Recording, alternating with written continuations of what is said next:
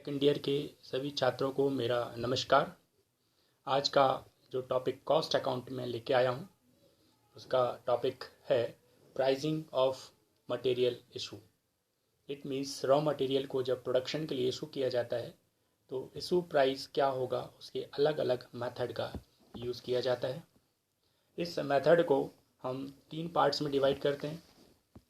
First one cost price method, second होता है average price method और थर्ड होता है नेशनल प्राइस मेथड। पहला होता है cost price method. Cost price method में भी कई प्रकार के मेथड होते हैं। पहला होता है FIFO method, first in first out. It means पहले जो परचेस किया जाएगा या पहले जो रिसीव किया जाएगा उसको पहले इशू करना है। फिर होता है LIFO method, last in first out. जो लास्ट में रिसीव करते हैं गुड्स उसको पहले इशू करना है। और फिर होता है HIFO method, highest cost highest issue, जो हाईएस्ट प्राइस पर रिसीव किया जाएगा उसको इशू करते हैं। और एक होता है बेस स्टॉक प्राइस मेथड, मतलब एक सर्टेन क्वांटिटी को स्टॉक में बचा के रखना है और उसके अलावा मटेरियल को लीफो या फीफो मेथड से हम इशू कर सकते हैं। अगला होता है एवरेज प्राइस मेथड।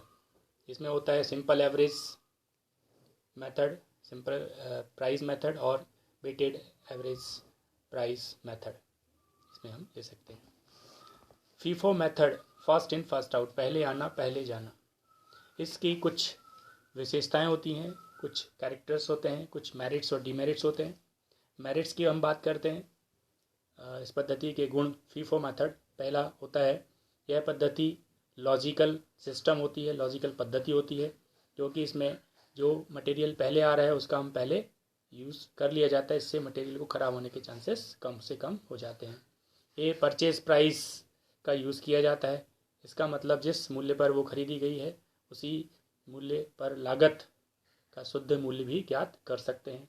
स्टॉक बाजार मूल्य, जब मार्केट में प्राइस बार बार डाउन हो रहे हैं, गिर रहे हैं, तब इस प्राइस का मेथड का यूज़ किया जाता है, मतलब जब प्राइस फॉल हो रहे हैं, कम हो रहे हैं। दूसरा होता है इसमें इस प्राइस मेथड को, इस फीफो मेथड को बढ़ते हुए प्राइस पर हम यूज़ नहीं कर सकते। जब कॉस्ट अलग अलग होती है तो इस प्रकार की मेथड को अपनाने में समस्या आती है। तो इस प्रकार से फीफो मेथड का मेरिट्स और डीमेरिट्स हम देखते हैं। कोई भी मेथड आप यूज़ करते हैं, फीफो या लीफो, तो आपको ये ध्यान रखना है अगर फीफो मेथड यूज़ कर रहे हैं तो लास्ट में जो स्टॉक बचेगा वो लास्ट रिसीविंग गुड्स का प्राइस होगा, और लीफो मेथड में पहले जो गुड्स रिसीव हुआ उसका स्टॉक प्राइस होगा। इसी प्रकार से आगे आगे मेथड्स होते हैं। इन सभी मेथड्स को एक एक करके आप बुक्स में पढ़ सकते हैं और कुछ प्रॉब्लम है तो पूछ सकते हैं। धन्यवाद।